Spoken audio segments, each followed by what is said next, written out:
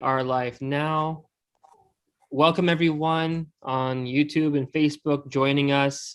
Welcome everyone here on the Zoom that are joining us right now. We are on session number 23, session 23. And this is our first of the year, January 2nd, 2022. This is session 23. We are going to be talking about one of America's most pressing issues as we pursue the next paragraphs in this book. We've read up to paragraph, what paragraph are we on, Ehsan, now? 51, we're starting? We are going to be starting paragraph 51 and 52 in this section. All right, and starting from paragraphs 51 and 52, we recommend also that you read them, you have them available to refer to. We'll be displaying it here, of course, but what's more important is that we understand this is going to be a special session as this is a special issue for our country as well. So Ehsan, thank you for being here to talk about this very important subject, and thank you everyone who's joining. We welcome your questions, and hopefully Ehsan will be able to get to them. I'll field them to him so he can respond when he's able. Excellent. Thank you. Let's start off our session with our opening prayer, and then we'll get the show on the road. John. In the process of sharing the screen. Excellent. Thank you. Jeremiah, are you posting it or am I posting it? Give me a minute, I can post it. Okay, beautiful. So we have this prayer revealed for the southern states of the United States of America. And this prayer is from Tablets of the Divine Plan. It is revealed to the Bahá'ís of the southern states, and Florida is one of those southern states. And for this reason, we say this prayer for our sessions when we begin and we end, as a reminder to ourselves and others as to what the purpose of these sessions are, dealing with Advent and divine justice. So if we could have a volunteer to say this prayer. Sharon, you were the first here. Would you like to say the prayer? With grace.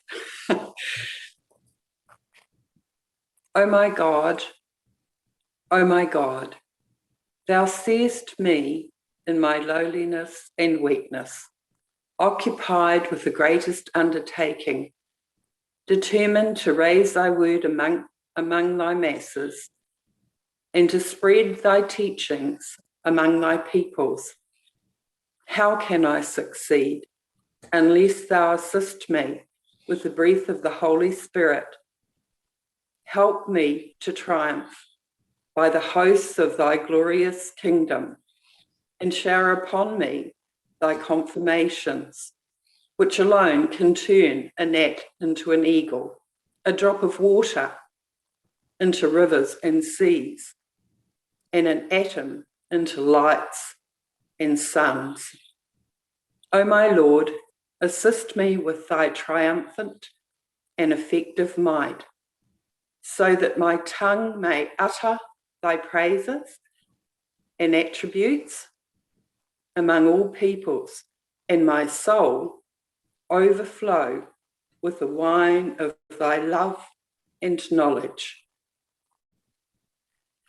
Thou art the omnipotent. Thou art the omnipotent. I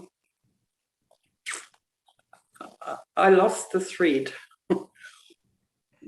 Jeremiah, your screen cut. Sorry, I'll just do the last bit. Thou art the omnipotent and the doer of whatsoever thou willest. Abdul Baha.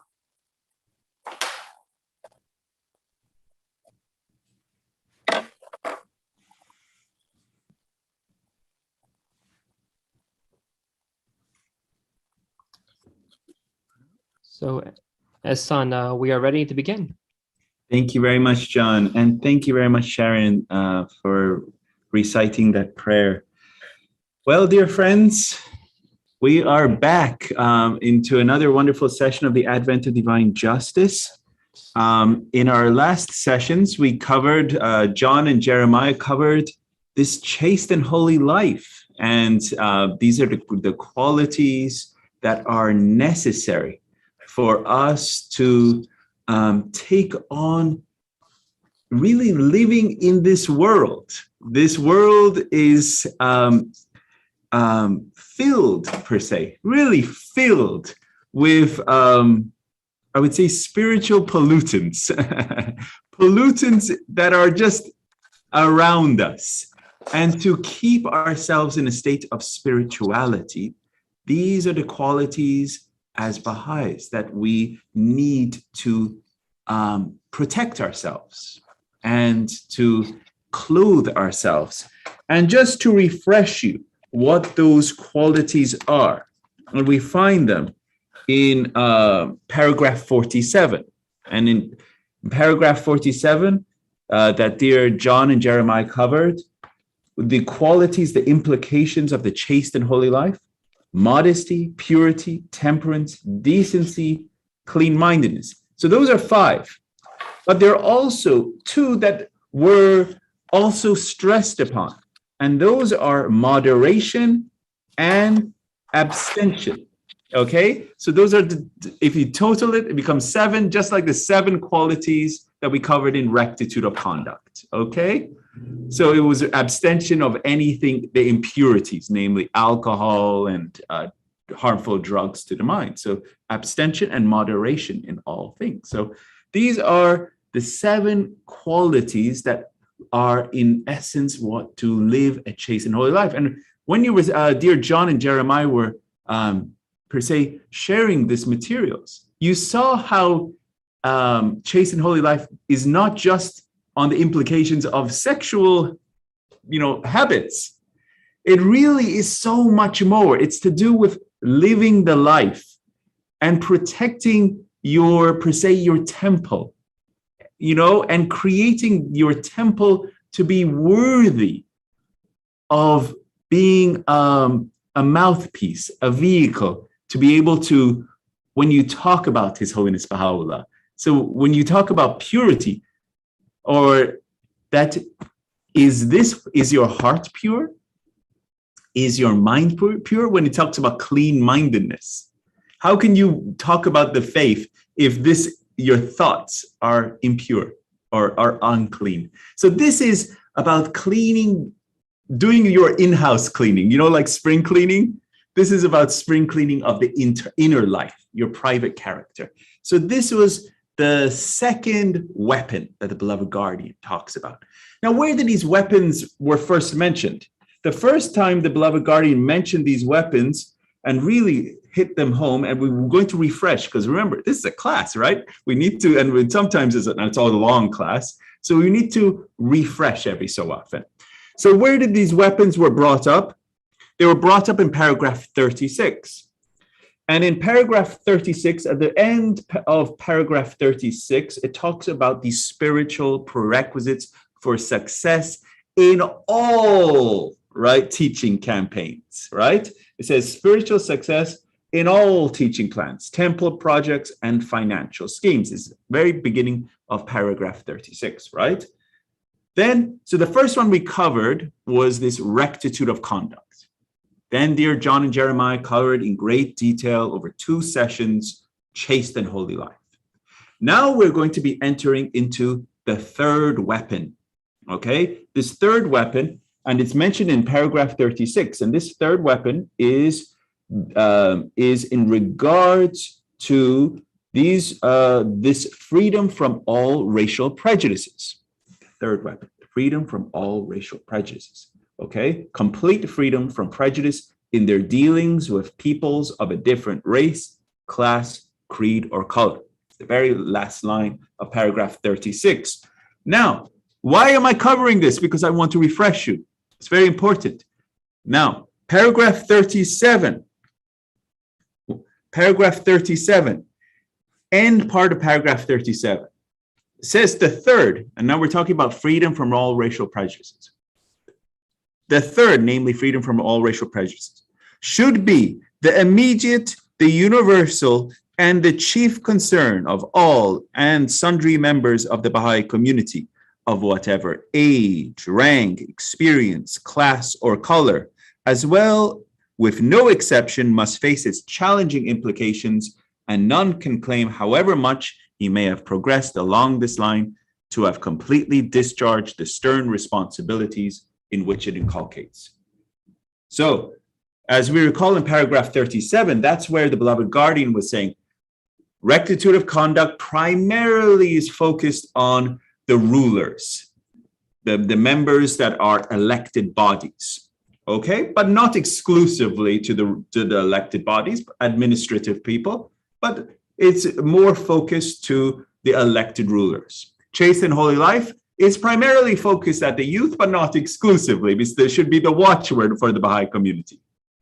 But the aspect of freedom from racial prejudices, where the beloved guardian says complete freedom from prejudice in their dealings with peoples of different race, class, creed, and color, should be the immediate and universal focus, with no exception.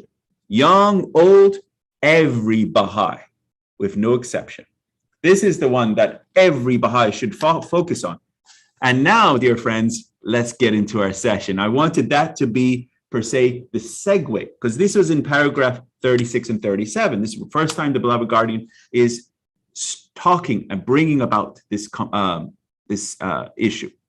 Okay, so, and it's very interesting and so timely that this is 82, going on 83 years after 1938 when this was written. So, dear friends, we're now getting into paragraphs 51 and 52. And this is the subject that we're going to be addressing, the challenge of racial prejudice. We'll be exploring a history of race. Where did this idea of race come about? And dear friends, I've tried to be as comprehensive in my studies of the origin of race, okay? But trying to keep it within the parameters of a presentation such as this. I've tried to, hit on as many of these really antagonists, I would call them, not protagonists because they're not good people, but really the antagonists that are bringing about this, per se, this evil of curse of division, which is called race. So these individuals, I've tried to bring about as many of them that have in this presentation, so you can see who they are, what they are being promoting, and what ideologies and what kind of divisions they have been trying to espouse in this presentation. So this will be our pretty comprehensive history of race. Each one of these subjects are whole courses in themselves, okay? Slavery and racism, this is an entire university course in itself, slavery and racism. So I've just summarized a portion of this. Then, at the very end of paragraph 52, the beloved guardian contrasts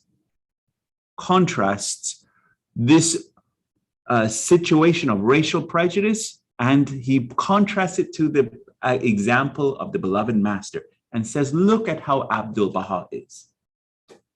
And that is the solution to this problem in paragraph 52. Before he then presents the whole Baha'i solution, coming up in the next part, we'll see his whole solution, okay? But before even that, he presents the model of Abdul-Baha, how he lived, his example of his qualities, okay? So we'll explore this and really look into that, okay?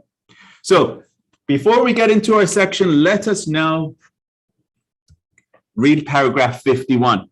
And my dear friend Scott, you're with us with such a great voice. Let's hear paragraph 51.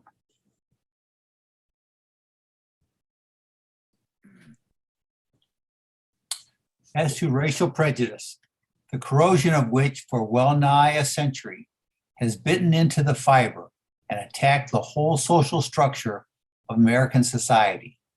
It should be regarded as constituting the most vital and challenging issue confronting the Baha'i community at the present stage of its evolution.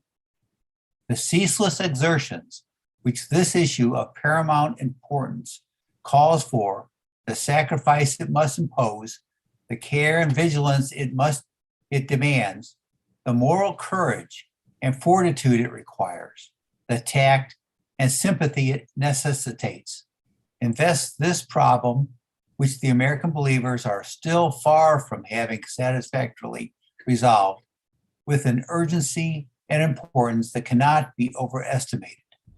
White and Negro, high and low, young and old, whether newly converted to the faith or not, all who stand identified with it must participate in and lend their assistance, each according to his or her capacity, experience, and opportunities, to the common task of fulfilling the instructions, realizing the hopes, and following the example of Abdu'l-Baha. Whether colored or non-colored, neither race has the right or can conscientiously claim to be regarded as absolved from such an obligation as having realized such hopes or having faithfully followed such an example. A long and thorny road, beset with pitfalls, still remains untraveled, both by the white and the Negro exponents of the redeeming faith of Baha'u'llah.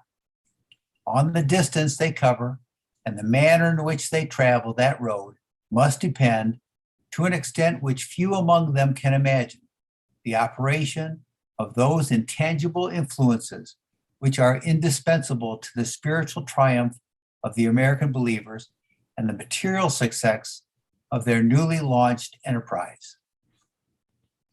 Excellent, dear Scott. Thank you. Okay. And our next one. Miss Linda, could you read this one? Sure. Let them call to mind fearlessly and determinedly the example and conduct of Abdu'l-Baha while in their midst. Let them remember his courage, his genuine love, his informal and indiscriminating fellowship, his contempt for and impatience of criticism, tempered by his tact and wisdom. Let them revive and perpetuate the memory of those unforgettable and historic episodes and occasions on which he so strikingly demonstrated his keen sense of justice, his spontaneous sympathy for the downtrodden, his ever-abiding sense of the oneness of the human race, his overflowing love for its members, and his displeasure with those who dared to flout his wishes, to deride his methods, to challenge his principles, or to nullify his acts. Wonderfully read, Miss Linda. Thank you so much. So there we are, dear friends, paragraph 51 and 52. The beloved guardian is now addressing racial prejudice, the corrosion of which, this is corroding the entire American society. This is what the beloved guardian, the corrosion of which for well nigh a century has bitten into the fiber and attacked the whole structure of American society. It should be regarded as constituting the most vital and challenging issue confronting the Baha'i community at this present stage of its evolution. So if you said, what's the most important issue facing the American Baha'i community? It is this, racial prejudice. So this, dear friends, should be the constant talk of the Baha'i community in this country. The ceaseless exertions which this issue of paramount importance. So what is paramount? Most important, the highest level calls for is the sacrifices it must impose, the care, the vigilance it demands, the moral courage, fortitude it requires, tact. What is tact? Tact is to say something without hurting others. So you watch what you say, so you do not be offensive in your speech. sympathy it necessitates, invest this problem, which the American believers are still far from having satisfactorily resolved, with an urgency and an importance that cannot be overestimated. The white and the Negro. Dear friends, I know the terminology of Negro is currently in this today, over 82 years later after the writing of this letter, Advent to Divine Justice, is now an offensive term. To call someone a Negro is offensive. So this was written over 82 some odd years. The Universal House of Justice has written a letter that this terminology was written in a time that that terminology was acceptable. And the Universal House of Justice has written in a letter that if the friends want to use a different term to substitute it there, that's up to the individual. But this is the term that the beloved guardian wrote at that time. So just for your information. High and low. So this is very important. Again, if you remember, we just read paragraph 37, where the beloved guardian is saying every single person. In paragraph 37, it says the immediate, the universal, the chief concern of all and sundry members of the Baha'i community, whatever age, rank, experience, class, or color, right? And again, paragraph 51, right? It says it cannot be overestimated. White and Negro, high and low, young and old, whether newly converted to the faith or not, all who stand identified with it must participate in and lend their assistance, each according to his or her capacity, experience, and opportunities, to the common task of fulfilling the instructions, realizing the hopes, and following the example of Abdul Baha. So every single person, young, old, if my 7-year-old or, my grandpa, 88 or older, right? Everyone, does not matter.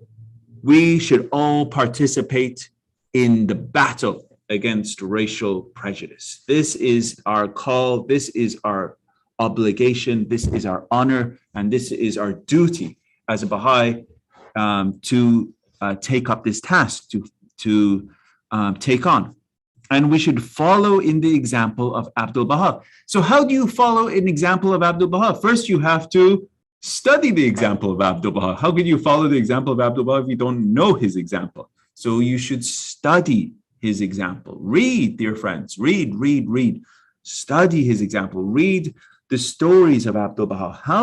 What did he do? And how, in the situation of when he was around African Americans and people of different either colors or ethnic groups or societies, how did he interact with them? And what did he do? So to follow in his example, what did he do?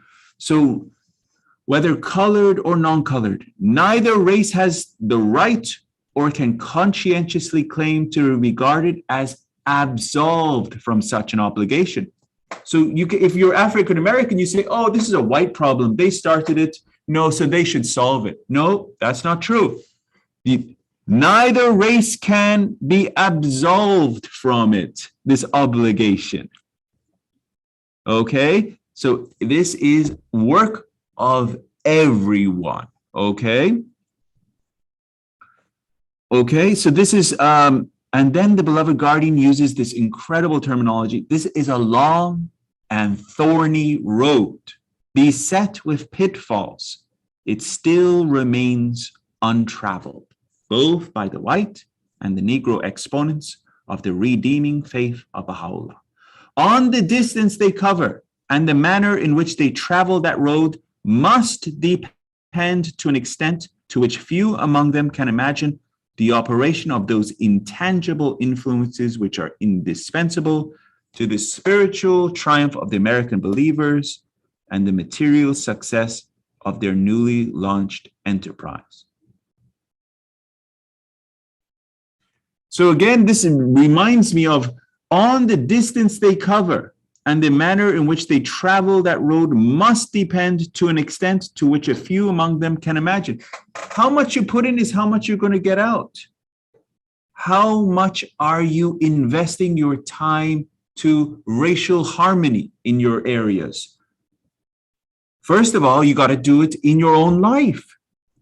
What are you doing to not only learn, study, and build yourself? Because really, if we're going to seriously take on the issue of racial prejudice in this country, as the Baha'i community, we have to be foremost knowledgeable on the plight of African Americans, foremost knowledgeable on the plight of Native Americans, so that we will be able to connect heart to African Americans, heart to Native Americans, and be able to really connect with them with love, genuine love.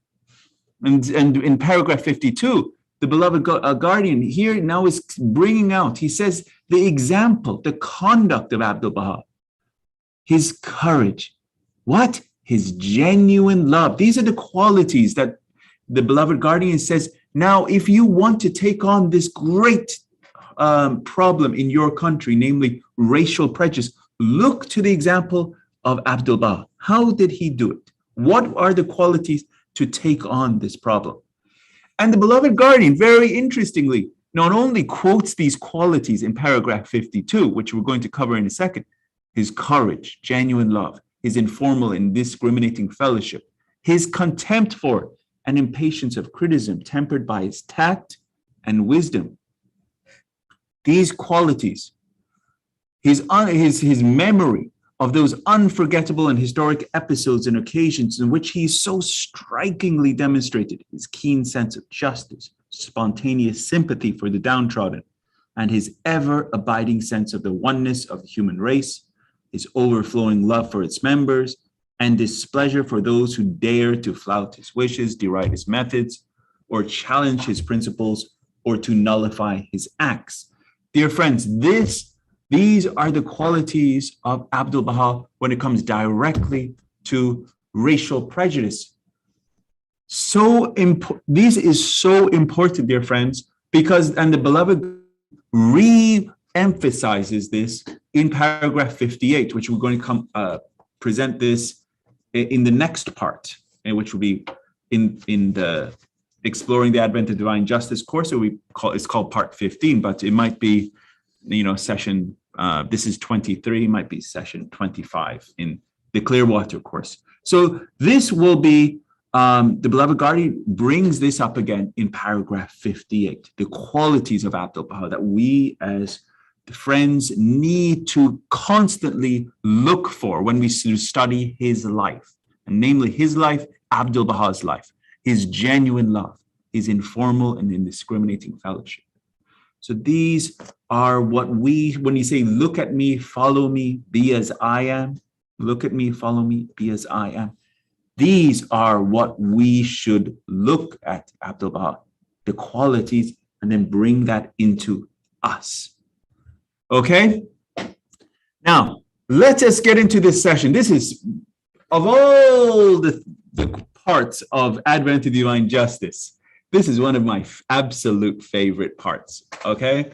So, paragraphs 51 and 52, the beloved guardian here is now addressing the issue of race and racial relationships in the American Baha'i community.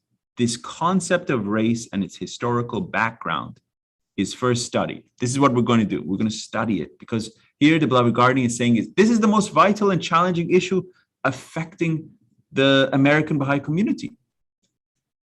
And so it is shown that the term race, meaning a nation or a group of people with common descent, was first used between the 16th and 19th centuries. In the mid-19th century, race acquired its contemporary meaning of categorizing people according to their color, ethnicity, and origin, and was used as a political to promote hate and cultural animosity.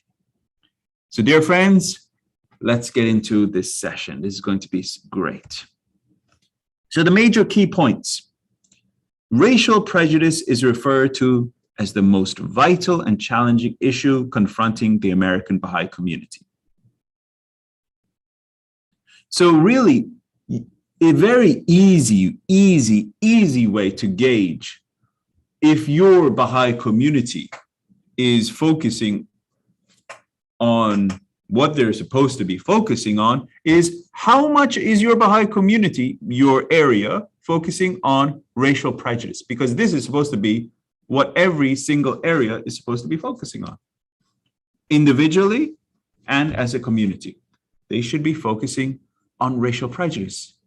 And internally, individually, and as a community, what are you doing to bring the community together, as well as to bring about the bringing about of people, embracing culture, embracing community, embracing even food or any aspect of the harmony, bringing people together. This is really to break down prejudice, break down this barriers that humanity has created to create disunity, to create hatred, to create this one-upmanship of one group over another, saying, I am better than you.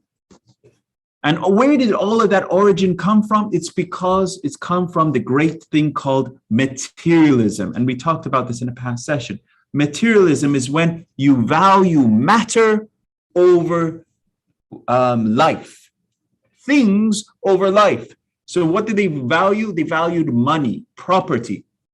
So they would say, this gold is more important than these people. So when they went in their colonial expeditions, they valued the assets and valued property more than these people. And then they saw these people as things to be traded and to profiteer off. And so these individuals were enslaved. They're not slaves. This is a very important thing. So they were not slaves. They were peoples from different countries that were enslaved. And so this is this part of humanity were enslaved and mistreated and truly dehumanized, and attempt at deculturalizing these populations. So this is the reality of what has happened, and because of racial prejudice, because of materialism. So other major key points that we're going to be exploring in this part. The modern concept of race. This is what we're also going to be looking at. The history of race, as well as what is the modern concept of race. We all sign, when we do the census, the US Census data, they have a definition of race. The modern concept of race assumes that a race can be categorized by a biological foundation. This is the modern US Census data. When you fill in those boxes and it says, what race are you? You know, Pacific Islander or Native American Indian or whatever. This modern concept of race assumes that the race can be characterized by a biological foundation, and that's all fallacy. The ancient cultures gave more importance to family or tribal affiliation than race. Okay, a few other major key points that we'll be discussing. In the Middle Ages, a combination of ancient beliefs and the Bible description of human origin formed the dominant view on race. The subject of race emerged as a field of study during European expeditions when explorers discovered very different groups of people living in different continents. So there's a whole host of explorers, and they were cataloging different people and what they looked like. But because they wanted to always state that the Europeans were superior in every way, so they created a hierarchy for, and we'll be discussing all of that in this section.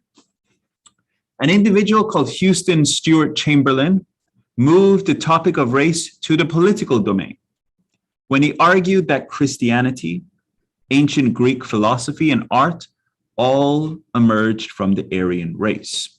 So we'll be looking at this individual when he changed the tune of it, that it was not just a scientific basis, but he also changed it and said that it was not only from a Christianity, but he also said that all of these things are everything that in Western culture and everything that is perceived as good, all emerged from the Aryan race.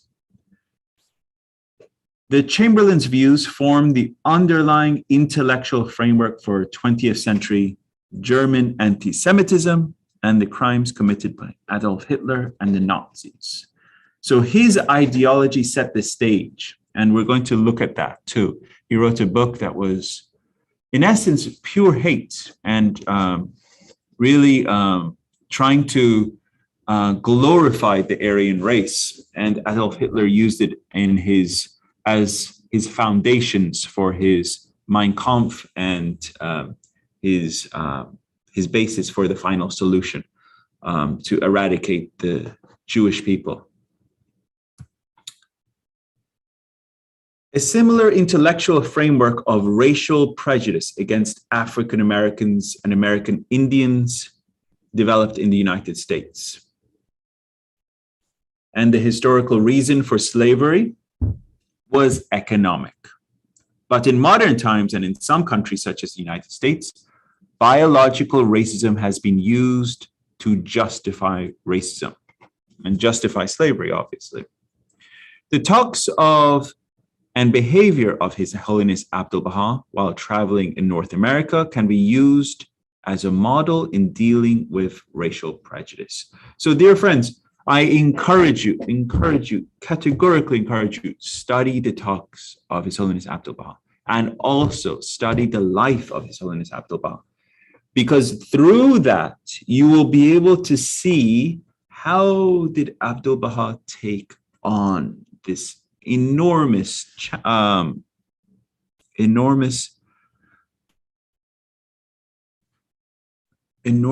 per se. It's more than just a problem. It's corrosion. I use the word the beloved guardian here is used. This corrosion. If something is corroded, it's just dying. It's being eaten away. This corrosion, I would say this cancerous growth that is just destroying the vitals of our country. How do you take it on? And you have to have a complete shift in all your behaviors, your habits. And that's why we have to look to the example of Abdu'l-Baha. What did he do? How did he live? And this is why it's so important to, especially in the last year was the centenary year of his passing. How apt is that to reflect on his life? So, dear friends, getting into paragraph 51. Now we're going to start really studying this. This is going to be some really exciting stuff. Paragraph 51.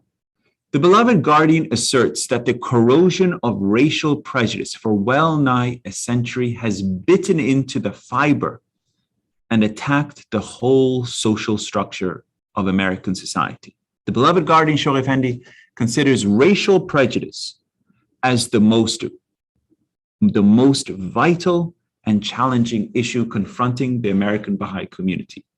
This vital issue requires the attention of the whole community to fulfill the instructions given by Abdu'l-Baha on this matter, to realize his hopes and to follow him as an example. So if the National Spiritual Assembly says, okay, yeah, we need to be focusing at this time on the 9-year plan, right? Of course, the Universal House of Justice has just launched, we'll be launching the 9-year plan. And so we should be focused on the 9-year plan. Does that mean as the American Baha'i community, we should, drop what we're doing, not focus on the spiritual prerequisites for success and all teaching plans? And, we should not be focusing on, focused on freedom from racial prejudices, or not, say, oh, we shouldn't be focused on chaste and holy life anymore. We should be focused on the 9-year plan. No, dear friends, this should be the focus throughout the entire formative period. This is the beloved guardian. He's saying, the Shoghi Effendi considers racial prejudice as the most vital and challenging issue confronting the American Baha'i community at this time. So, dear friends, this is what we as individuals should focus on. And then coming up in the next few paragraphs after 52, the beloved guardian says this racial prejudice, freedom from racial prejudice, should be the watchword of the entire American Baha'i community. And I encourage you, look up the word watchword. It means that it should be on our lips constantly. It should almost define us in every gathering, every space, whether public or private, whether on vacation or at work, we should be speaking out on the subject of freedom from racial prejudices, bringing the humanity together. This is what the beloved guardian is saying, is how, as the American Baha'i community, we should to tackle this great issue. One of the lines, paragraph 51, a long and thorny road. This is not going to be an easy path. It's a long and thorny road, beset with pitfalls. It still remains untraveled. You know, the beloved guardian wrote this 1938. Now, 1938, we're just reached 2022. So 2022, 1938, we're just entering 83 or so years, I guess. Not the best of math. 84, it's 83 years now. Okay, because it's December 25th, this is written. Still remains untraveled, both by the white and the Negro, exponents of the redeeming faith of Allah. Long and thorny road, beset with pitfalls. Interestingly, the beloved guardian wrote another letter, 1947, which echoes the same language. This was published in Citadel of Faith, June 5th, 1947. Let's read this. Many and diverse are the setbacks and reverses which this nation, namely the American nation, extolled so highly by Abdu'l-Baha and occupying at present so unique a position among its fellow nations, must alas suffer. The road leading to its destiny is long, thorny, and tortuous. He added tortuous, not just long and thorny.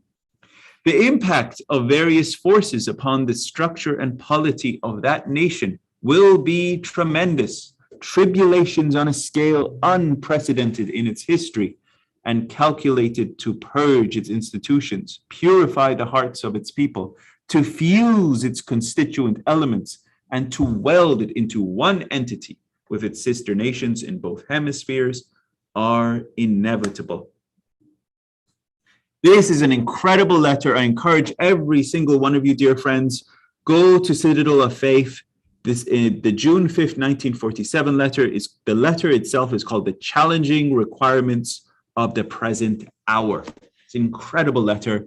And it also, in many ways, is echoing Advent of Divine Justice. And this is written as Advent of Divine Justice 1938. This is 1947, so a little bit like 9 years after, but it's so many things that the beloved guardian is echoing in Advent, and this is very similar language. The road leading to his destiny is long, thorny, and tortuous. You can see how very similar in similar theme here. So now let's get into the terminology of race, and then we'll get into the origin and history of race. So the term race, meaning a nation or a group of people with common descent, was first used during the 16th to the 19th century. This is actually when the term itself was used. In the mid-19th century, race acquired its contemporary meaning of categorizing people according to their color, ethnicity, and origin, and was used as a political to promote hate and cultural animosity. And such views influenced major political crises in the early 20th century, such as the rise of anti-Semitism in Germany, institutionalized racism in the United States, and apartheid in South Africa. Those are just a few of the many different cases of race and racism in the world. So, but we're going to now get into this, and this is very interesting, and this is coming published by Stanford, the encyclopedia, on the modern concept of race. So when you go to, as I mentioned earlier, you go to the US Census, they have a definition of what is race and race. So I wanted you to have an understanding of it. What does the 5 assumptions of the modern concept of race? Then when we start getting, then we'll go to the history of it. Okay, so what is the modern assumptions of race? First, a race is characterized by a biological foundation, whether consisting if Aristotelian essences or modern genes. So the first assumption, a biological foundation. We're going to explore this, and this is a complete fallacy. There's no biological foundation to race. Okay, so this one completely wrong. Discrete racial groupings that share the same biological characteristics form a racial group.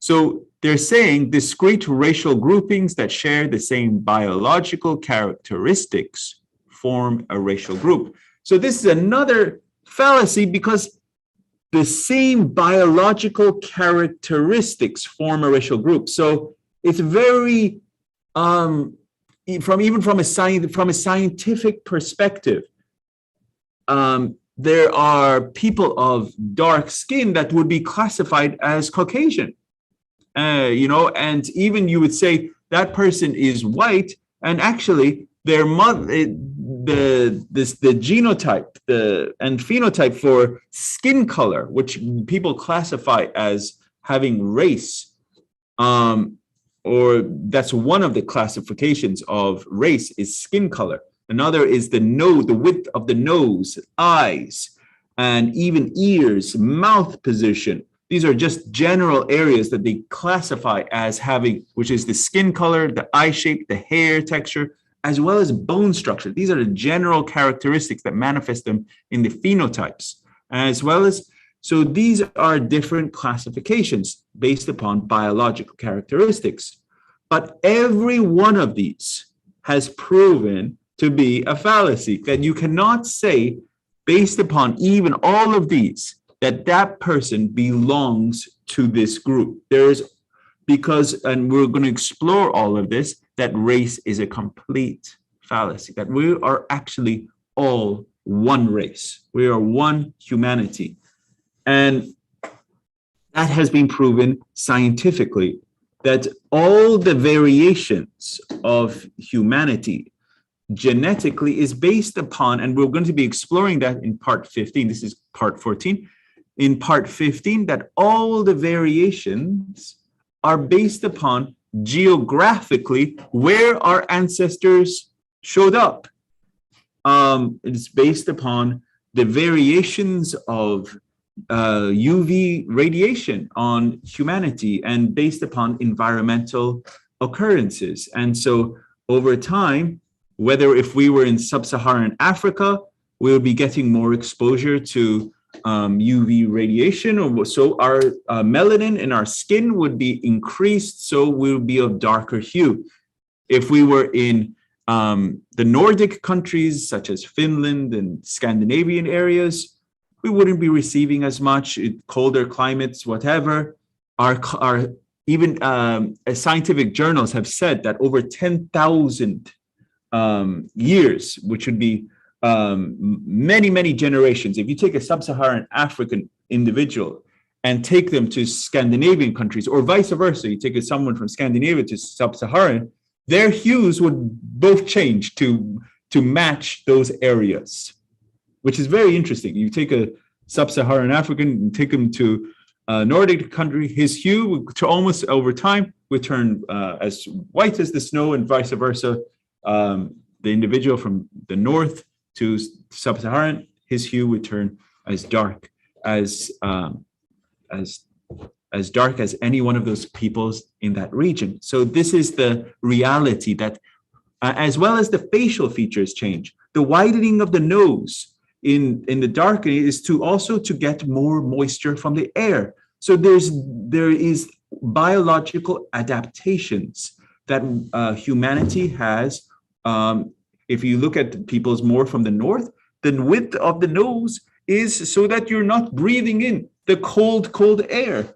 So these are features of adaptation over tens of thousands of years. These are the realities. So humanity has now said these are biological characteristics and these are how the people are, whatever, and they all are classified. But all of these are based upon regional areas, and all of this is not inherent in the population. This is not genetic. The concept of race has been proven a myth and has been challenged scientifically and philosophically since the Second World War. In particular, genetic discoveries have shown that genes do not identify the ethnic roots of an individual, and there are no specific genes associated exclusively with one cultural group. It's very important because I've sat in many racial discussion groups and everything, and they think they themselves are a specific race or whatever. While race is itself a complete fallacy. As a Baha'i, we should be very knowledgeable internally as a Baha'i and be very knowledgeable in the understanding that there is no such thing as race. As well as we should also read up to become knowledgeable to disprove the idea of race, that it's a fallacy, and that's to show the oneness of humanity, that we are one. When we say we are one, it's not just, hey, I love everyone. We are truly one. We are one people, one planet, and we should love each other. That the idea of creating these boundaries and races and all of this was to elevate one group over another so that group would take advantage of another group. And we're going to get into that in great detail. While ancient cultures were conscious of physical variations in humanity, much more importance was given to family or tribal affiliation than race. In ancient Greece and Rome, human diversity was believed to be caused by environmental factors such as climate and geographical location. For example, Hippocrates of Kos, a Greek physician, believed that the physical form and inherent qualities of people were determined by environmental factors dominant in the region in which they lived. So this was a very clever physician. The Hippocratic Oath, Hippocrates, this is the Greek physician right here. The first recorded attempt at systematic grouping of humans was made in Egypt in the Book of Gates. This is an Egyptian funerary text dating to the New Kingdom. Different cultural groups known to Egyptians were divided into the 4 categories of Reth, which is the Egyptians, Almu, the Asiatics, Themahu, the Libyans, and the Nehesu, the Nubians. They were based on both physical and geographical characteristics. So this is the first recorded attempt, okay, at grouping of humanity. And this was in the Book of Gates, and you can see a picture of it, of the 4, per se, races of the world. The Egyptians, the Libyans, the Asiatics, and the Nubians, which are the Africans. Okay. Then coming up, then the Middle Ages.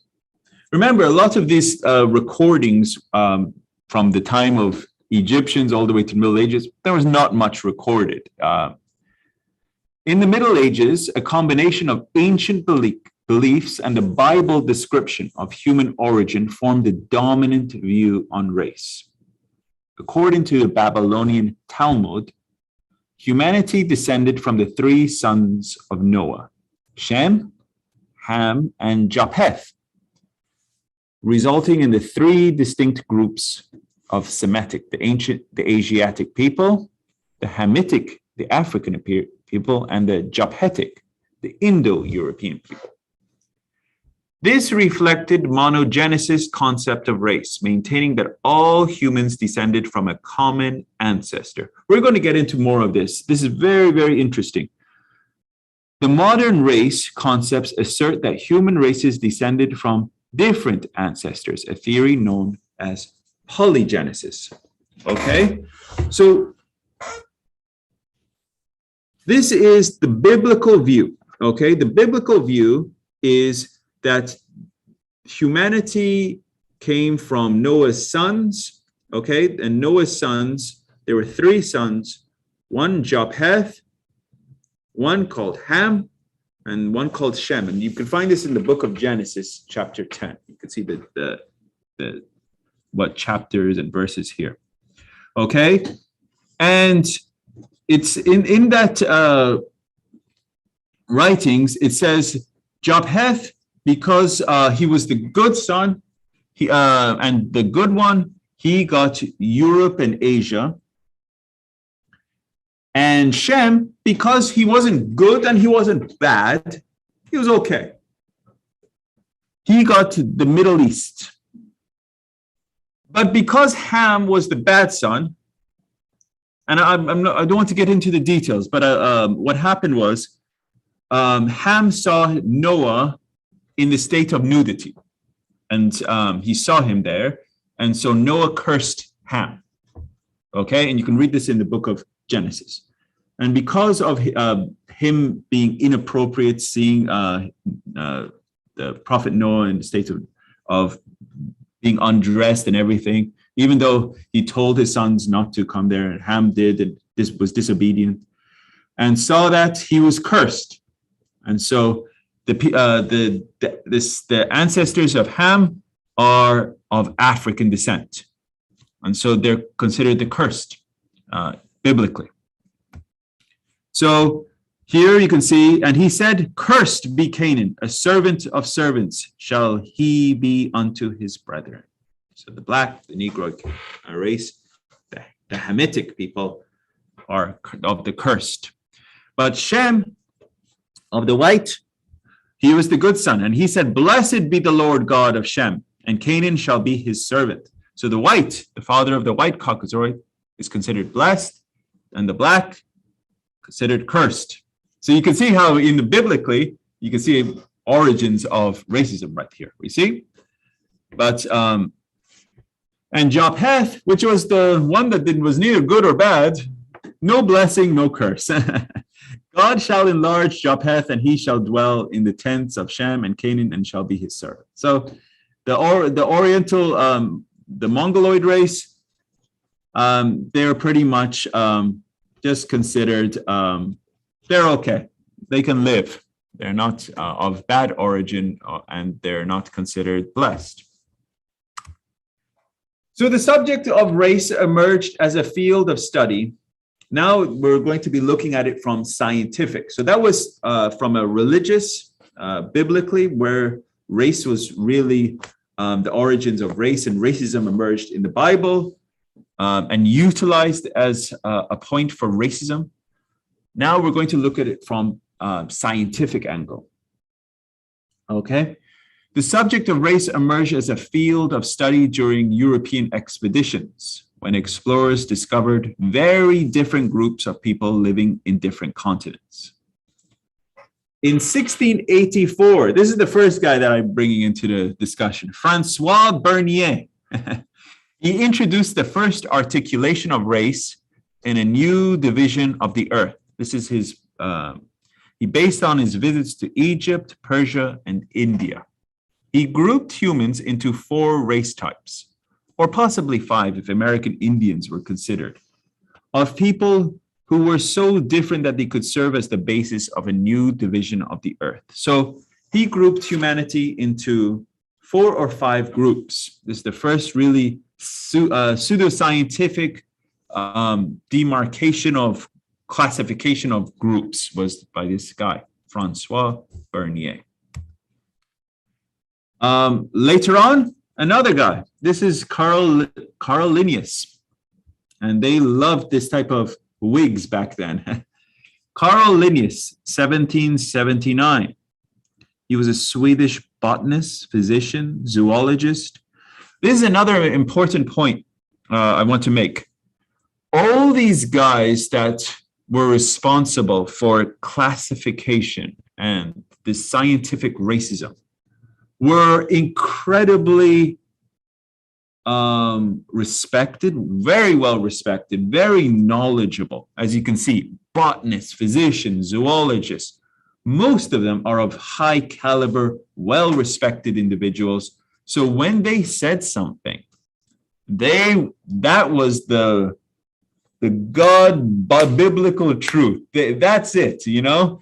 So this guy, Carl Linnaeus, what he said was, he organized humanity into 6 species of man, and they were not equal. There was Homo Americanus, Homo Europaeus, Homo Asiaticus, Homo Afer, which is the American, European, Asian, and then the African, and then there's the Homo Monstrous. And the Homo Monstrous, including the giants and the dwarfs, and then there's the Homo Ferens. These were the wild men. Homo Ferens characteristics were mutus, tetrapus, and hirsatus. These are the mutes, moving on all 4s, and they were hairy. His classification was primarily based on geographic location and skin color, though he identified for each race some subjective attributes based on the temperaments of ancient Greek philosophy. So he would look at humanity, and if he sees people, in the indigenous populations that were not, in a tuxedo or having wig or whatever, in their indigenous populations, he would say they're of different, subgrouping of population. They're of a different race. He would say they're not of the European race, which is classified at the top. They're of a different. So he said, okay, these people are Homo Monstrous, just make a new classifications, or Homo Ferens, they're wild people. And so this is Carl Linnaeus, and he, and you can see his diagram. The first one would be of the, very similar to the Greek or Greco-Roman type of sculptures, and then making them very primate looking of the Homo Ferens, and trying to dehumanize them in the as pictures. And you can see in the second one, the back is more curved and trying to now go on to all 4s. You see that? So this is how he dehumanizes them. And this was in the 1700s. So these explorers going out there, he's saying these are the peoples of African populations. And then they would use the Bible and saying these are the cursed people, and we're coming, as the white race, we're coming from the Bible and we're blessing them. It's our God-given right to bring the Bible, and it's our God-given right to come to these cursed population and these populations that are really looking like apes and primates, and that we're bringing the salvation to them. So this is really how they justified biblically and scientifically their racism. Another one of these proponents of racist ideology was Johann Friedrich Blumenbach. Similar time period, 1779 was Carl Linnaeus, so now coming up to 1795. Johann Friedrich Blumenbach in 1795. This was a German. The other one was a Swedish. This is the German. He was a naturalist, and he grouped humanity into 5 races. He divided the human species into 5 races in 1779, later founded on crania research. This is very interesting. I love this discussing this because it's very, very interesting. So what did he do? The Caucasian or white race, Blumenbach, was the first to use the term for people of European, Middle Eastern, and North African region. So this terminology has stuck around till even today. People say, I'm Caucasian, This idea of Caucasian has come from Blumenbach in 1779. This guy, this racist, created these divisions and these terminologies. Blumenbach was the first to use this term for people of European, Middle Eastern, and North African origin, believing that the people of the Caucasus were the most beautiful people of the world. Next was the Mongolian or yellow race, including the East Asians and Central Asians. His third was the Malayans or the brown race, including Southeast Asian and the Pacific Islanders. The Ethiopian or the black race included the sub-Saharan Africans, and his fifth, the American or red race, including the American Indians. Blumenbach argued that the physical characteristics like skin color, cranial profile depended on geography, diet, and mannerism. So this was his classification. You can see on the right, Caucasian, white race, Mongolian, yellow race, Malayan, brown race, Ethiopian, black race, and American was the red race. And this kind of has stuck even till this day. And this, since 1779, even people still classify themselves as, hey, I'm Caucasian.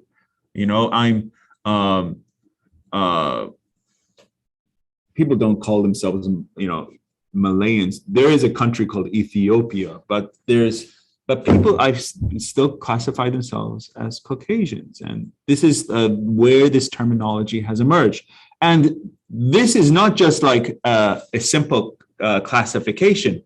This was designed as a hierarchy to say that Caucasian was superior over all others. So it wasn't just these individuals that were doing this. They were constantly drawing and depicting populations. These are the races of, as you can see, the races of men.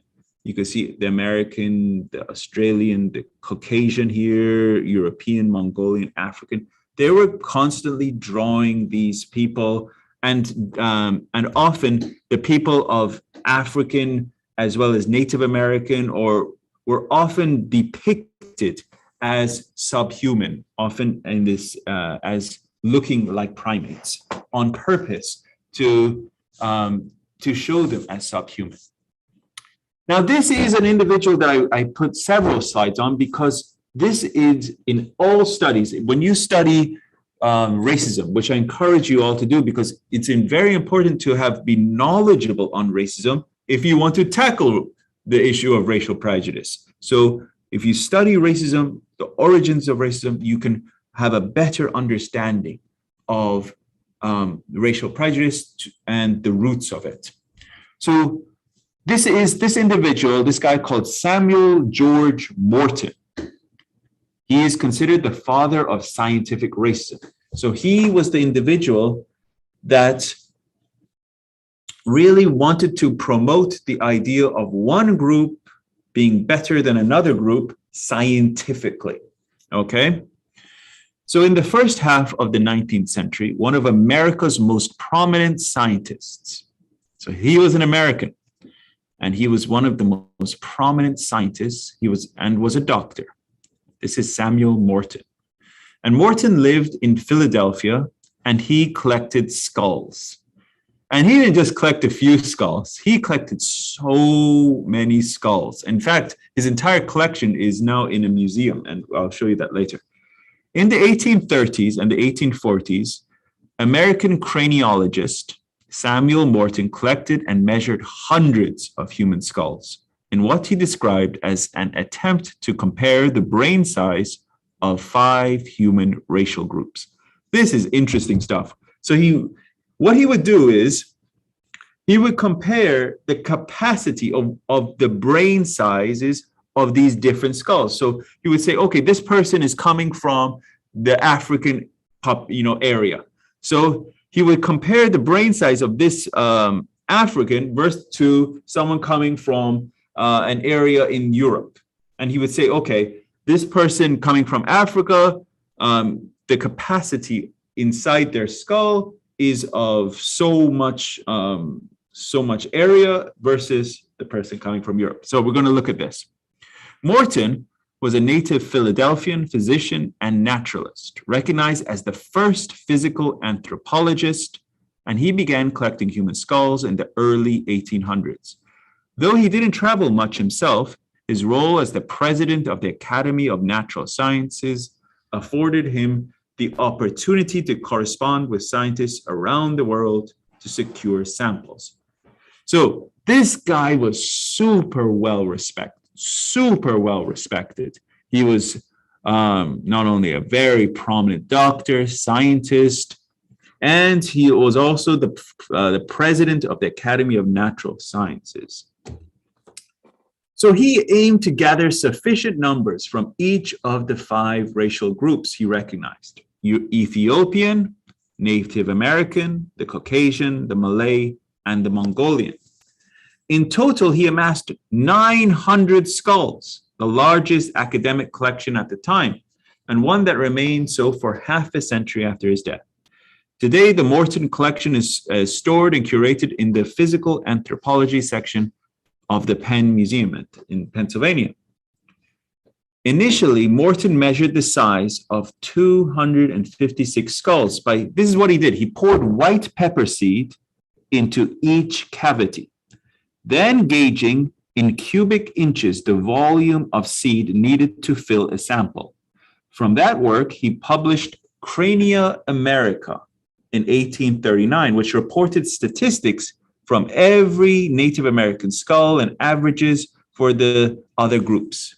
The next year, he published the first of 3 skull catalogs and then a book called Crania Egyptica, and the second catalog came in 1844. Interesting year, right? 1844. So this is all the same time as now the emergence of the faith. But what he was doing, he was pouring this white pepper seed into the cavity of the skull and measuring in cubic inches the volume of how much seed was needed to fill the skull. Okay? Morton wasn't choosy about his suppliers. He accepted skulls scavenged from battlefields and snatched from the catacombs. One of his most famous craniums belonged to an Irishman who'd been sent as a convict to Tasmania and ultimately hanged for killing and eating other convicts. With each skull, Morton performed the same procedure. He stuffed it with pepper seeds. Later, he switched to lead shot, which he then decanted to ascertain the volume of the brain case. Morton believed that people could be divided into 5 races and that these represented separate acts of creation. The races had distinct characters which corresponded to their place in a divinely determined hierarchy. Morton's craniometry showed, he claimed, that whites or Caucasians were the most intelligent of the races. East Asians, Morton used the term Mongolian, though ingenious and susceptible of cultivation, were one step down. Next came Southeast Asians, followed by Native Americans, and Blacks or Ethiopians were at the bottom. So you see, he used his craniometry, which was this putting of these pellets and measuring the surface, the volume of these skulls to come up with his hierarchy, saying that whites are at the top, followed by Mongolians, saying they were ingenious and susceptible of cultivation, then Southeast Asians, followed by Native Americans, then Blacks or Ethiopians who are at the bottom. Interestingly, side note, this is very similar biblically. As remember, biblically, we mentioned here, Shem, the whites are at the top, blessed, and the Japheth, the Mongoloid, are in the middle, and then at the bottom, the Black or the Negroid race. Coincidence? I think not. This is not a coincidence. These people were very biblically knowledgeable, and so they were putting what they knew and as bias. Okay, so in the decades before the Civil War, Morton's ideas were quickly taken up by the defenders of slavery. So this guy was an American, and this was big thing, 1844. All of this was coming out. So now this was scientific proof, saying that whites are at the top and blacks are at the very bottom. And so this is science speaking and not just the Bible. So they're saying, whites are pretty much God sent. They are intellectually superior. They're the most intelligent of anyone, any race existing on the planet. And so this defended the idea of slavery. So these are just some of his collection. These are skulls from the collection of Samuel Morton. This is the father of scientific racism. And you can see the different skulls here. From left to right, this is a black woman, a white man, both American, and there's an indigenous man from Mexico, Chinese woman, and a Malaysian man. So he had skulls from everywhere. Morton claimed in his Crania Americana that the Caucasians had the biggest brain, averaging 87 cubic inches. Indians were in the middle of an average of 82 cubic inches, and Negroes had the smallest brains with an average of 78 cubic inches. Morton believed that the skulls of each race were so different that a wise creator from the beginning had created each race and positioned them in separate homelands to dwell in. This was published in Philadelphia in 1839. Morton divided mankind into 5 races before linking the character of each race to skull configuration. In a claim typical of the developing racial sciences, Morton wrote of Native Americans that the structure of his mind appears to be different from that of the white man. Within a year's Crania Americana had been read in Britain, France, Germany, Russia, India, and James Cowles Pritchard, the founding father of British anthropology, described it as exemplary, whilst Charles Darwin considered Morton an authority on the subject of race. Later in the 19th century, other European scholars produced imitations with titles including Crania Britannica and Crania Germanica. So this guy, that's why he's considered the father of scientific racism, classification of humanity into these 5 groups by stuffing white pepper seed into the skulls, this craniometry. He really espoused the idea that this Caucasian race, that really was this Caucasian, which was the idea of Blumenbach, that the Caucasian race, the whites were at the top and the Negroid, the blacks, were at the bottom. So Samuel Morton, had a lot of influence, particularly in the South. And, here we're in Florida, the Clearwater community, and I'm living in Texas. The South is still considered one of the most racist areas in the United States. So this obviously was fuel for the Southern racism. So he had a lot of influence in the South. And this is now coming up on the time of the time for the Civil War period, the Confederacy, and especially the time of break of getting this slaves, the freedom from the slaves achieving their freedom. So this 1844, all the way up to now coming up to 1865. So Samuel Morton had a lot of influence, particularly in the South. And this is, says Paul Wolfe Mitchell. He's a very famous anthropologist at the University of Pennsylvania. When Morton died in 1851, the Charleston Medical Journal in South Carolina praised him for giving to the Negro his true position as an inferior race. So this is what Samuel Morton, his legacy was. Samuel Morton his legacy was to give the Negro his true position as an inferior race. That is really, what a terrible, terrible, of all the things, his incredible accomplishments scientifically in the sense of being a doctor, whatever. He was, per se, one of the most evil individuals in the sense of really working to create scientific racism. Morton's skull measurements were used to justify the institution of chattel slavery in the United States.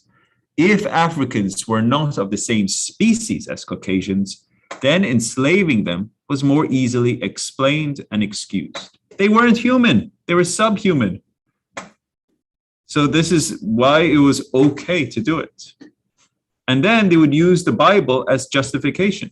They're a cursed race, they're a cursed people. The white Caucasians are blessing them. They're giving, this is all right there. I'm showing you the sources. So indeed, this belief supported the reasoning of Justice Roger B. Taney in the Dred Scott decision of 1857. The Dred Scott decision was the US Supreme Court's ruling in March 6, 1857, that having lived in a free state and territory did not entitle a slaved person, such as Dred Scott, to his freedom.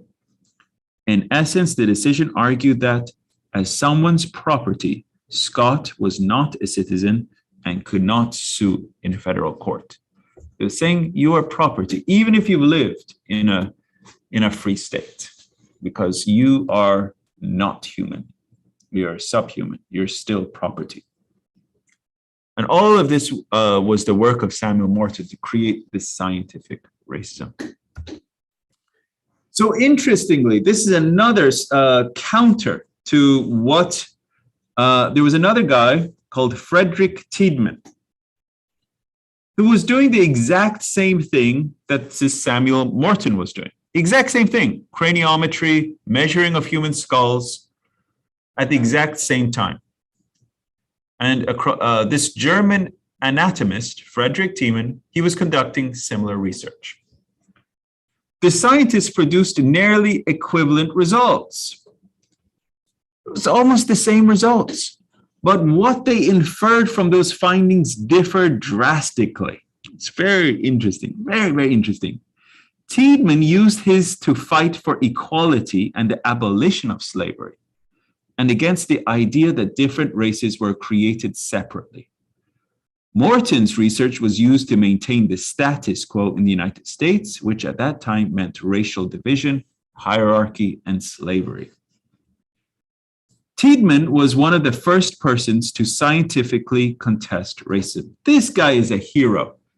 This guy was fought against racism early on and used all of his research to fight against any issue of racism. And he wrote an article entitled "On the Brain of the Negro Compared with That of the European and the Orangutan." He argued, based on craniometric and brain measures taken by him from Europeans and Black men from different parts of the world, that the then common European belief that Negroes have smaller brains and are thus intellectually inferior is scientifically unfounded and based merely on the prejudice of travelers and explorers. So he was saying, these people are just racist and prejudiced, saying that these people have smaller brains and everything. This is just based upon prejudice. This was Friedrich Tiedemann. So he was doing the same studies that Samuel Morton was doing, but he was of a different caliber. His heart was in a different arena. He had different eyes and saw it differently. Now, this was a great American paleontologist and evolutionary biologist. He passed away in 2002, and I read many of his papers. And so he wrote a very interesting paper, and he commented on Samuel Morton. So I'm quoting him here. So In 1978, American scientist Stephen Jay Gould wrote several texts about scientific racism. The idea that scientific findings might justify continued discrimination and intolerance. He used Morton's skull studies as a prime example. Gould notices that the average for the Africans between the seed measurements and shot measurements increases a lot. But the average for the measurements of the Caucasians only increases a little, about the same amount that the measures for the Native Americans do. This is very interesting. What he says, Mitchell says, this leads Gould to conclude that Morton was unconsciously underestimating the brain size for the Africans. So he was underestimating the size of the Africans. Because of the seed's compressible nature, this is what Samuel Morton was doing. He was unconsciously doing this. Gould suggested that the skulls could be inadvertently overstuffed or lightly packed, producing inaccurate numbers. So Morton had unconsciously done so. Gould surmised packing the seeds into Caucasian skulls and only lightly filling the African skulls, leading to systematic underestimations of African cranial capacity. So you see, this is what Jay Gould, one of the greatest paleontologists, evolutionary biologists, surmised.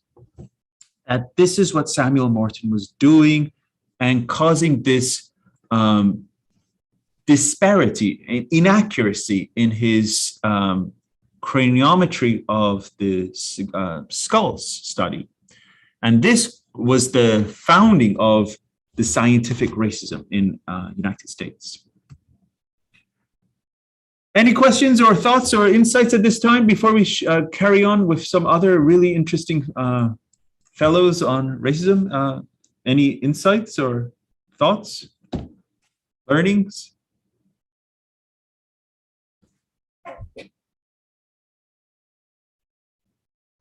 Or just truck on. This is good stuff. There's a lot of these individuals that are the founders of racism. So it wasn't just one. It wasn't just, if it was just Samuel Morton, yeah, granted, this guy was bad. Yeah, but it wasn't just him. There were so many of them. And I'm going to show you some of these individuals that, and as mentioned, these guys were the top of their game. They were the top doctors. They were the top evolutionary scientists, the top botanists and the top scientists of their day. And so they were very, very, very well respected. And that's why when they did something or said something, they were taken at their word. Charles Pickering was another one of these. He was an American race scientist and he was a naturalist. This is his time period, 1805 to 1878. Pickering believed that each race had been separately created. He noted that anthropologists of his time often spoke of 3, 4, or 5 different races, but there had thus far been no way of representing their geographical distribution. In an attempt to rectify this, he joined an expedition in 1843 to travel to Africa and South Asia to conduct a study of races, relying on oral histories and his observations. 5 years later, he published his book, The Races of Man and Their Geographical Distribution, in which he declared he had seen all of the 11 races. So this is from his map. So I put, I blew it up so you could see what you could see in dark here, state of civilization. You can see dark being savage, then lighter, barbarous, half civilized, civilized, enlightened. Interestingly, the lightest color is enlightened and then dark being savage. Coincidence? I think not. So then you can see the areas of the world. You can see Europe, light color, and then the north part would be this uncivilized, and then the African regions would be the barbarous and savage areas. It's very easy. You can immediately see that these areas where they considered barbarous and uncivilized and the light areas very easily, the areas of North America, Northeast, and the areas of Europe, and then this little area in Australia being considered enlightened, but the rest of the world being of the classifications which he said was half civilized or barbarous, and then going to savage. This is how he classifies Charles Pickering. And then you can see the number of population, Caucasian, most trying to say, inflating their numbers. Caucasian are 438 million, Mongolian, 300. The accuracy of these numbers, and then saying there's only 69 million Africans in the world. And then saying that there's the most predominant religions, and saying 236 million Christians, and then always trying to state that theirs is the best, theirs is the dominant, theirs is the focus. This is by design, putting them on these modern atlases. So there was constant drive to depict and show populations. This is another drawn and engraved by John Esmely. This is a colored engraving drawn by this British artist showing face portraits of men from different parts of the world, racial, regional differences. You can see Europeans, Polynesians, Australians, trying to depict them in their, and trying to often show different features, characteristic, and so all, as mentioned earlier, if the darker the population, often they would make them look more subhuman by intent. Here's another depiction of populations. These are very early drawings showing people from Southeast Asia. And this is from the indigenous populations in North America and from Africa. And again, from different parts. But there was constant effort to depict them and show them that the humanity is divided by races. This is a constant effort during this period in the 1800s. This was Charles Pickering's map, 1854 map, showing the races, and this is published in his book, Races of Men, the 11 races.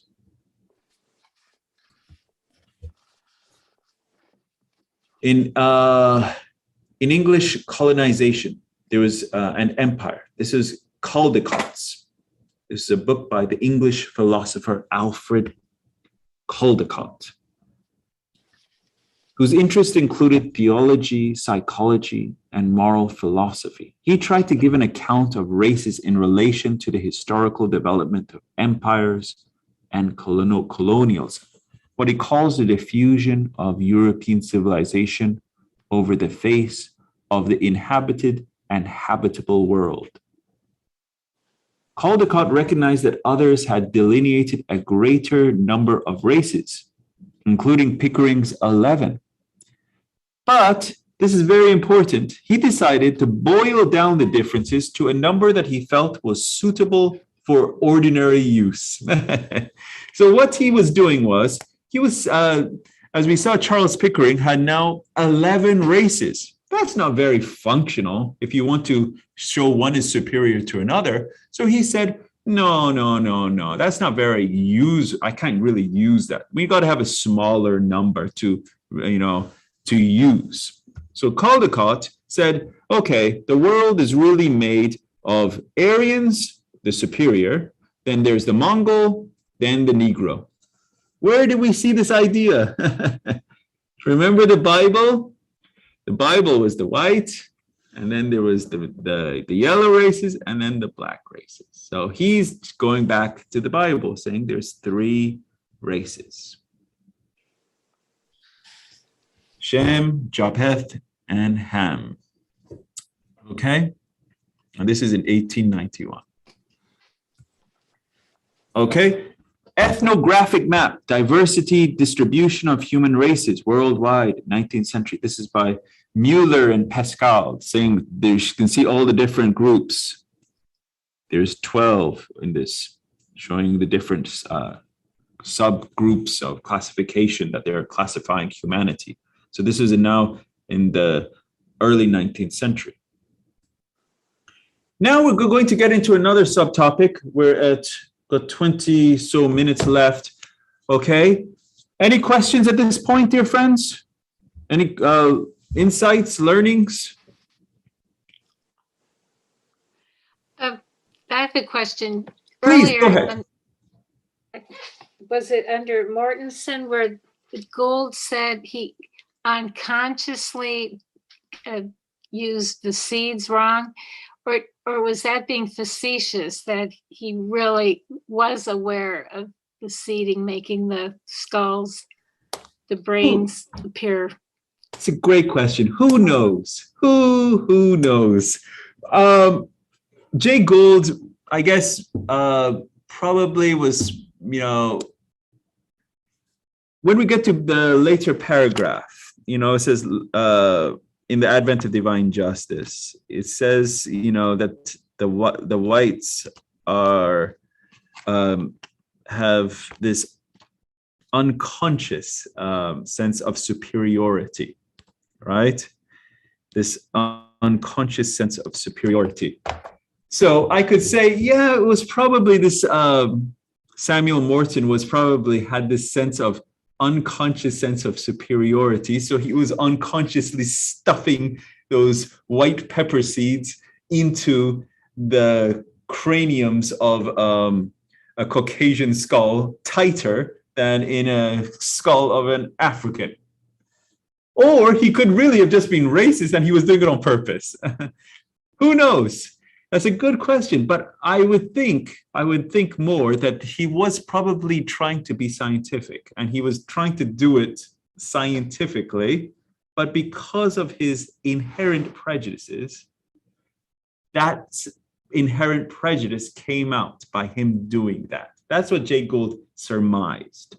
So I gravitate more to that sense of superiority, also that the Beloved Guardian is saying that these, as says the whites have a sense of superiority, and definitely I would say that this Samuel Morton had that, and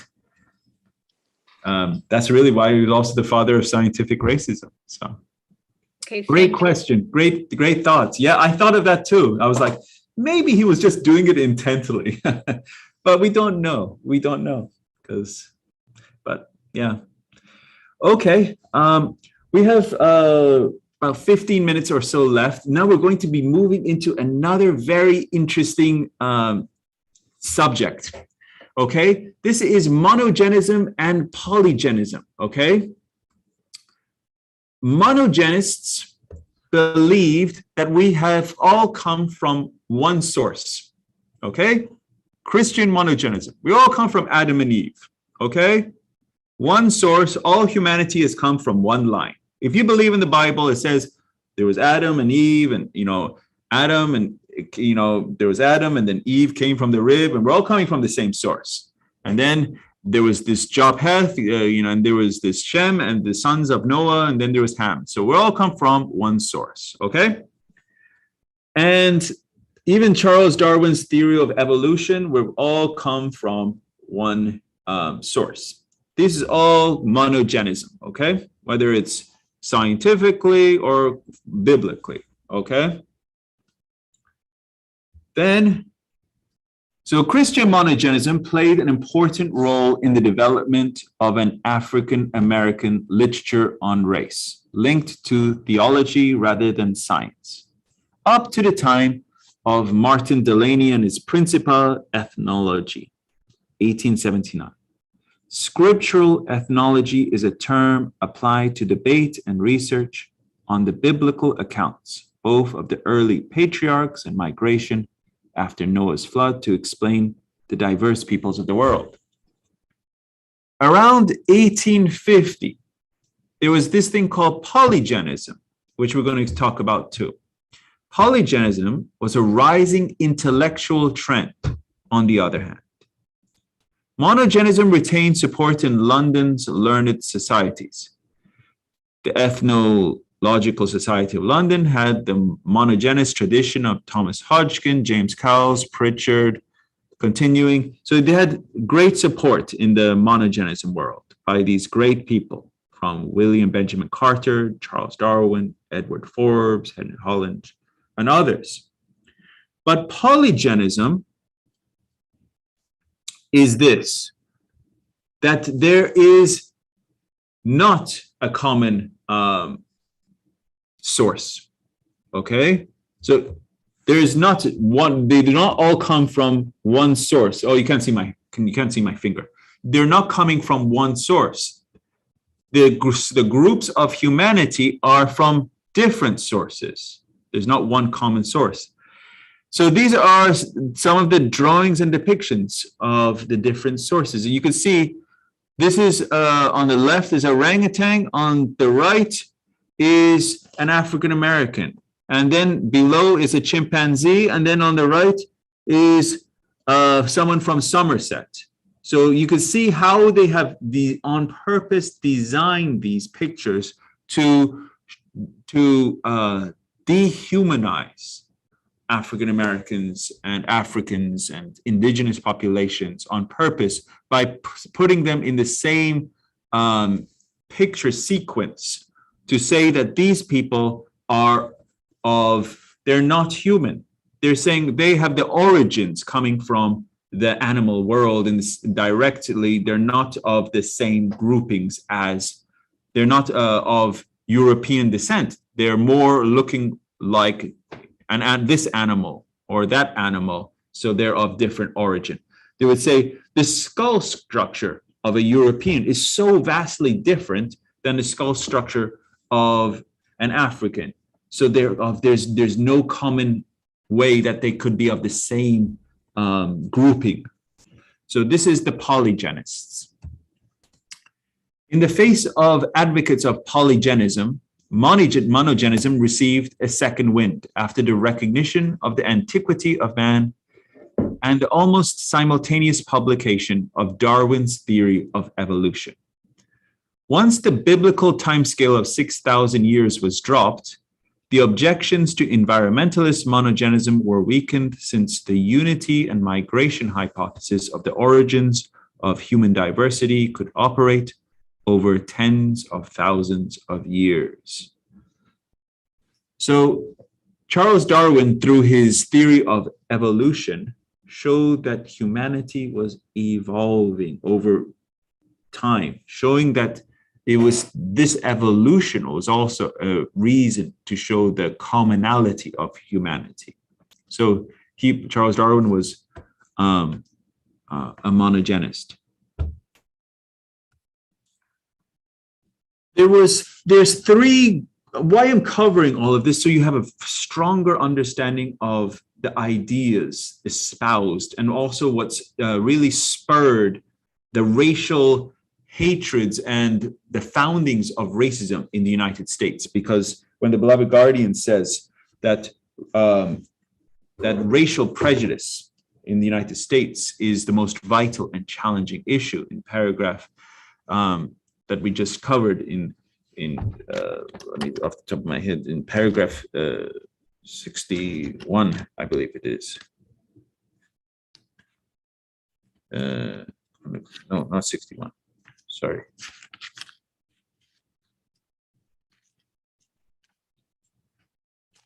Is paragraph 51? Yes, paragraph 51, not 61. Sorry about that. In paragraph 51, when he says that this is the most vital and challenging issue, then what we have to have an understanding of where race and racism has come from. This is important.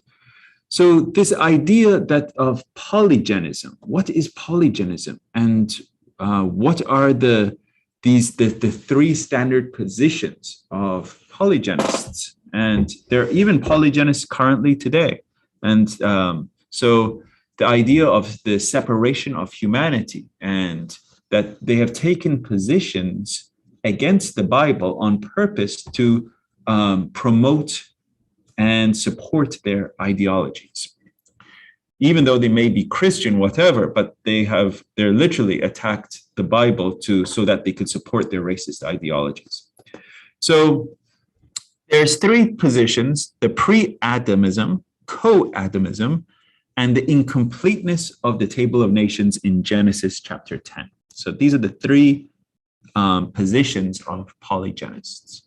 Okay, and you can see that this is a depiction here, and you can see the first one is very clearly European, Greco-Roman, European, and then the Mongoloid, and then I would classify these going into the monopherans, as they mentioned, and all of those, and then getting into the Africans, and then getting into the subhuman categories. And so this is how they classified them in this type of depiction. So and also numerically, you could see 1, 2, 3, and so and getting even numerically, you could see which one you would say is superior. So these are all on purpose as design. Pre-Atomism, which is the first classification in polygenism, claims there were already races of humans living before the creation of Adam. So even before Adam, there were already groups around. So that's why they can justify that there were already other races. So there's not everyone came from the same source. There was already other groups around. It traces back to Isaac La Prairie to the 17th century. And according to this La Prairie, there must have been two creations. First, the creation of the Gentiles, and then that of Adam, who was the father of the Jews. And the existence of the pre-Adamites, La Prairie argued, explained Cain's life after Abel's murder, which in the Genesis account involved the taking of a wife and the building of a city. And this account of human origins became the basis for 19th century theories of polygenism and were espoused by those trying to justify racism in the New World. This polygenesis of the Gentiles was his method of explaining the existence of the Negroes, the Chinese, the Eskimos, the American Indians, the Malays, and other people groups being discovered.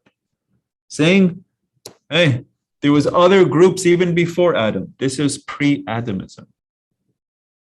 Co-Atomism claims that there was more than one Adam, small groups of men created at the same time in different places across the earth, and therefore that the different races were separately created. The idea of co-Atomism has been traced back as far as Paracelsus in 1520. Other 16th century advocates of co-Atomism included these individuals, Thomas Harriot, Walter Raleigh, who theorized a different origin for the Native Americans. So saying they're not of the same Aryan population, they're of different origin. So they're not of the same type that I am. Hence, I am superior. This is the idea of polygenism. And the last one that is of the grouping of polygenesis is the criticism of the table of the nations. In the Bible, there's in Genesis chapter 10, there's a table called the Table of the Nations. And that's where it lists the grouping of humanity. And so there's a criticism of the Table of Nations, and biblical polygenicists such as Louis Agassiz and Josiah Clark Knott. So these individuals, Louis Agassiz, Josiah Clark Knott, and George Glidden, these are terrible, terrible people, especially this Josiah Clark Knott. And we're going to, in our next class next week, I'm going to really tell you who this guy is, Josiah Clark Knott. Wow, what he did to really promote racism, especially in America, okay? They maintain that many of the races on earth, such as Africans and Asians, were not featured in the Table of Nations in Genesis 10. They argue that its author's knowledge was limited to their own region, and Knott in his books claimed this, and that the Bible does not concern the whole of the earth's population. So these people not only were trying to use scientifically, but then they also attacked it biblically, and saying saying that the biblical origins of one humanity coming from Adam and Eve, and even in the Table of Nations showing that humanity is coming as all humanity is in one table together, saying that's not true. That's what these people were doing, and trying to attack and show that one group is superior to the other, and namely the Europeans were at the top. So let me pause there. It's Central Time, 3:56. We'll pause there before we get into these individuals such as Agassiz and Josiah Clark Knott, which is quite terrible individuals in the promotion of racism. And all of these so far that we've covered are really bad people, but we're going to get into some of these others that really, everything they did was to promote racism and the promotion of, and they were doing it also, they were being paid, some of, like Josiah Knott was being paid by also Southern plantations. They had interest in ensuring the South, that the whites were in charge. And so they had interest in that. And so scientifically and religiously, and they were using every possible method to keep that going. And so I'm going to show you that, because all of this is the foundation of racism in the United States, the foundation from biblically, scientifically. And so you could see all the roots of race and racism coming about. So that's why I went to all of that extent to bring this about. And next class, we'll get more into, now it's coming to United States and the major players. And this is one of the major players in the United States, this guy, Josiah Clark Knott, which we'll be covering next class. Okay, so there we are, dear friends. We're at our time of conclusion. Any questions in our session today? We were really hitting home on the aspect of origins of racism in the world, and now coming to the United States, and how that, obviously, dear friends, we're not going to be going into really the history of all the massacres and atrocities and all the catastrophes that have come about due to racism, but I wanted to show the origins of where it has come about. So anyway, any thoughts, learnings, insights, questions before we have our closing prayer for today?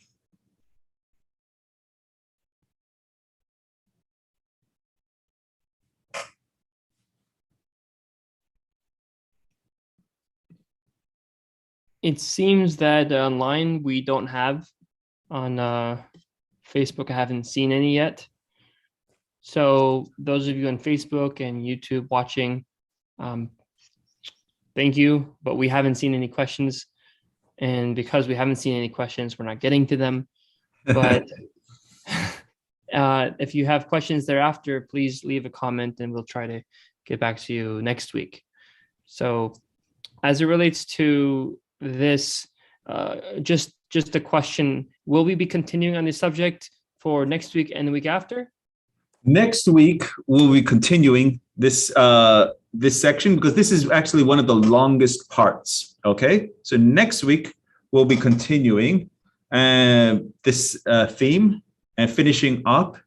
And then the following week, we'll be going into part 15 of Exploring Advent and Divine Justice, which is now the solution. So not next week, it will be the following week, it will be the solution that the beloved guardian now gives to racism. How does, and that will be very, very interesting. What does the guardian say? How to tackle prejudice, racial prejudice. Scott, you have a hand. Yeah, I was going to say, I'm glad that we're doing 2 days or 2 events on this, because this is when the guardian talks about unconscious prejudice. Many of us, will have been taught different things in school, and this was overlooked. And I think even today we're seeing people across the country that are talking about not wanting to bring certain things, certain information to our schools or even to the press, if you will. And so I'm glad, once you learn about this, you find out you can't unlearn this. It's always there. And so it's an important aspect to, so thank you for doing that.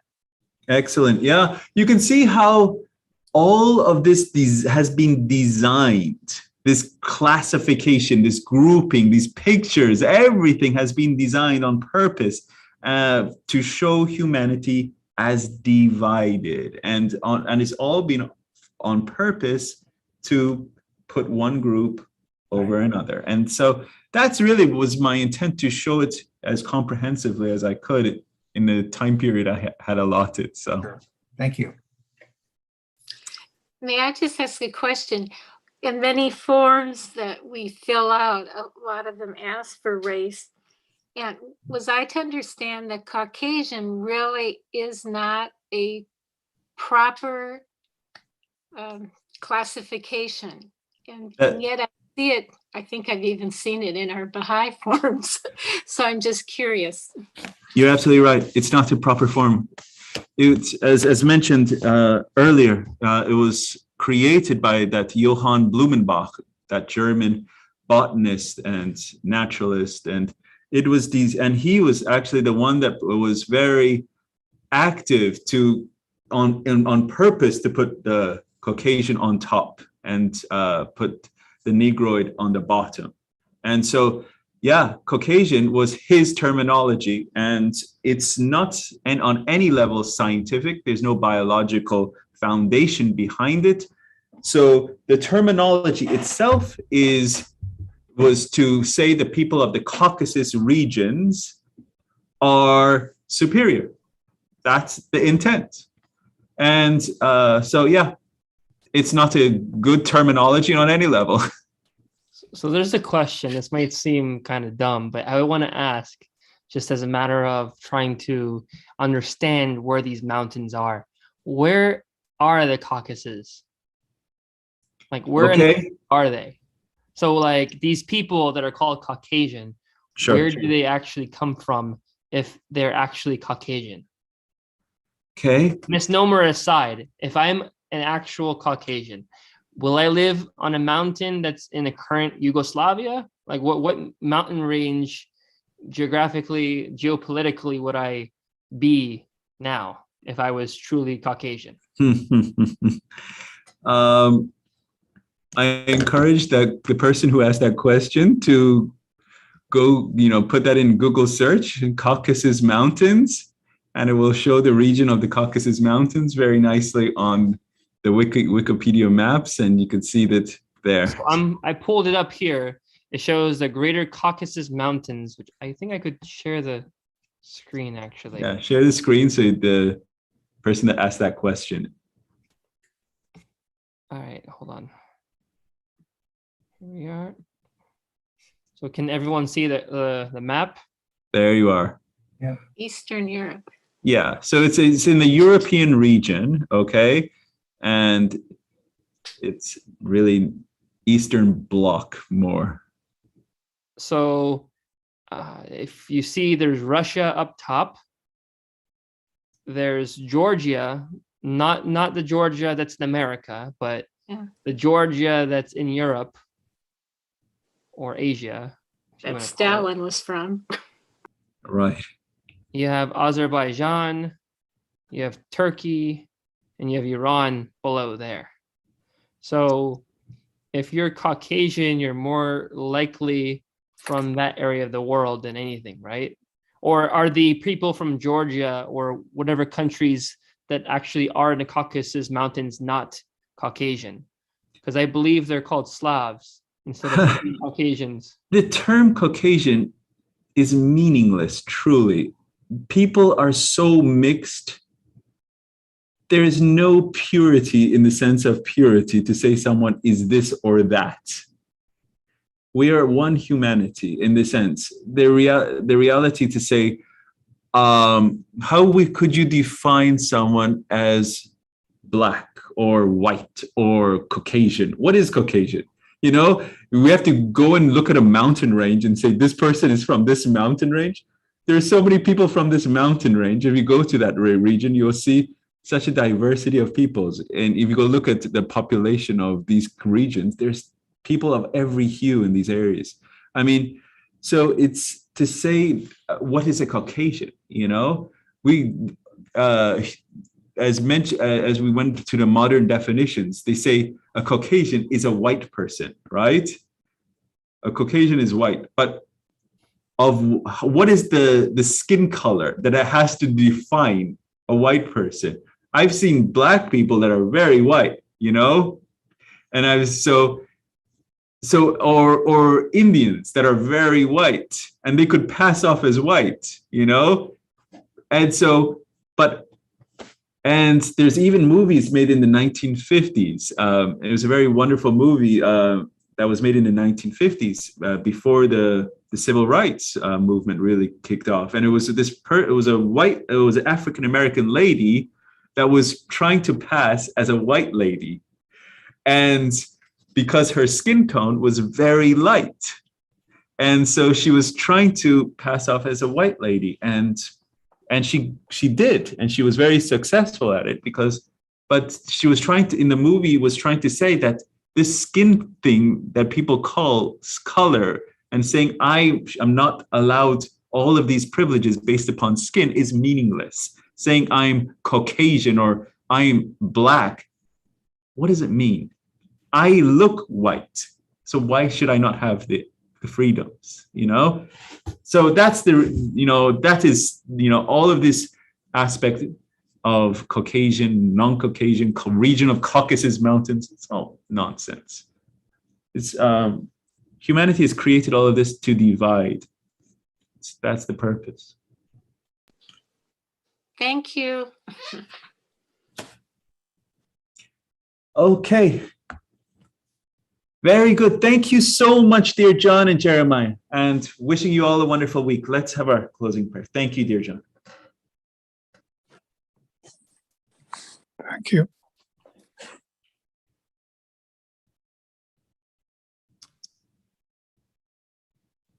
O my God, thou seest me in my lowliness and weakness, occupied with the greatest undertaking, determined to raise thy word among the masses and to spread thy teachings among thy peoples.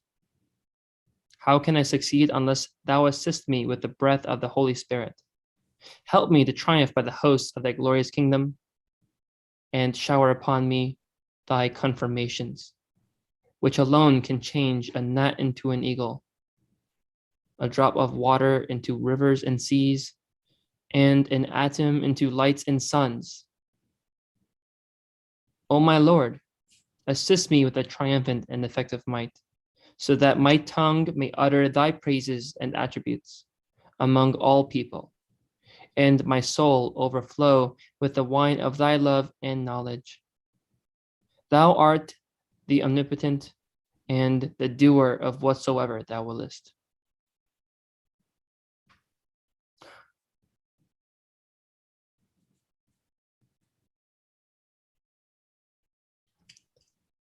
Looking forward to see you all for our next session, session number 24. Have a good week, everyone.